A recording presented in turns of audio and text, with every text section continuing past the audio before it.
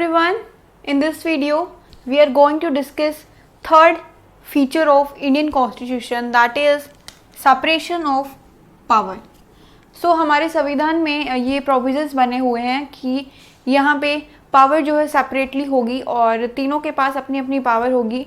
But main point क्या है, कुछ ऐसे भी प्रोविजंस बने हुए हैं कि जो ये तीनों कैटेगरीज हैं ये एक दूसरे पे हमेशा चेक करती रहेंगी कि कहीं ये अपनी पावर का मिसयूज़ तो नहीं कर रहे हैं, जो इनके पास अथॉरिटी है उसका मिसयूज़ तो नहीं कर रहे हैं. तो ये एक दूसरे के ऊपर चेक ऑन करते रहते हैं.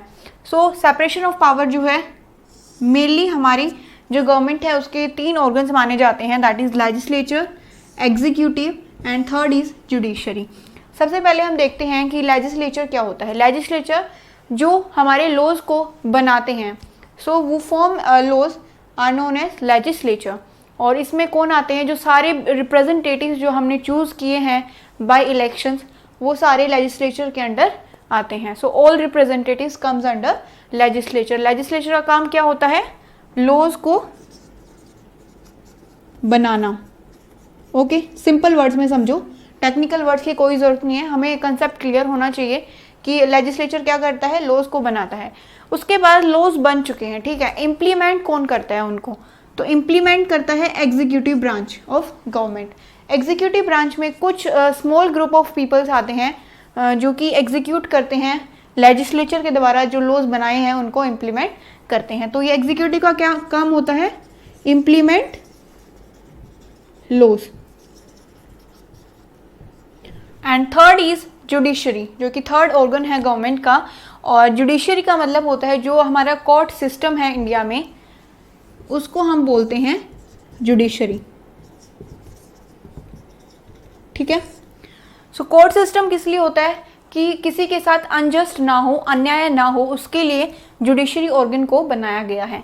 और ये तीनों ऑर्गन एक दूसरे पे हमेशा चेक करते रहते हैं, एंश्योर करते रहते हैं कि ये अपना काम सही से कर रहे हैं, अपनी अथॉरिटी का मिसयूज़ नहीं करते हैं.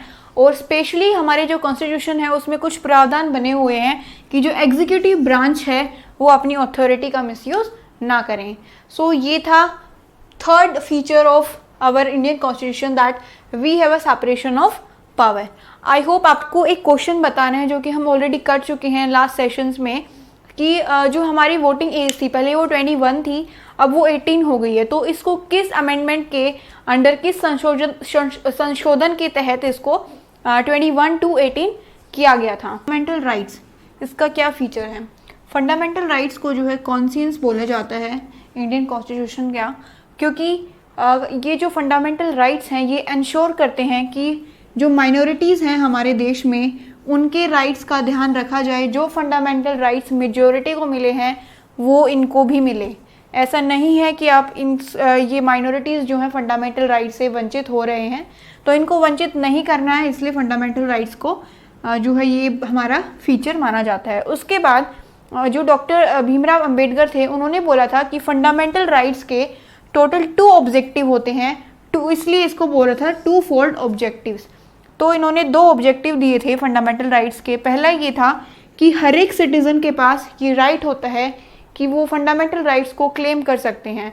फॉर एग्जांपल अगर उन्हें लगता है कि हम इस फंडामेंटल राइट से वंचित हैं तो वो डायरेक्टली सुप्रीम कोर्ट में जाके अपनी याचिका दायर कर सकते हैं.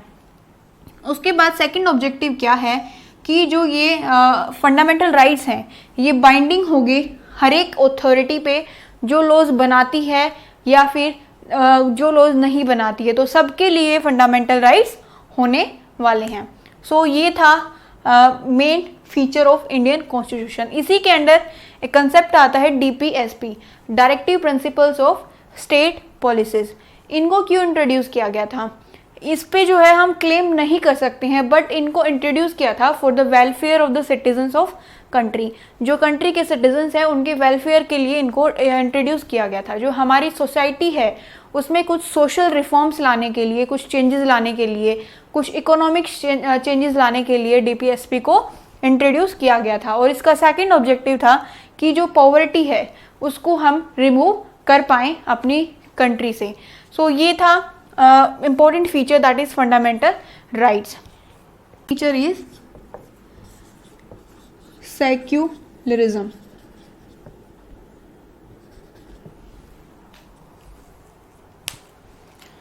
सो हमें ये देखना है कि हमारी कंट्री सेक्युलर कंट्री क्यों बोली जाती है। आपने देखा होगा कि हमारे देश का कोई भी ऑफिशियल रिलीजन नहीं है। इट मीन्स कि जो हमारी कंट्री है, जो हमारी कंट्री, हम कंट्री को कई बार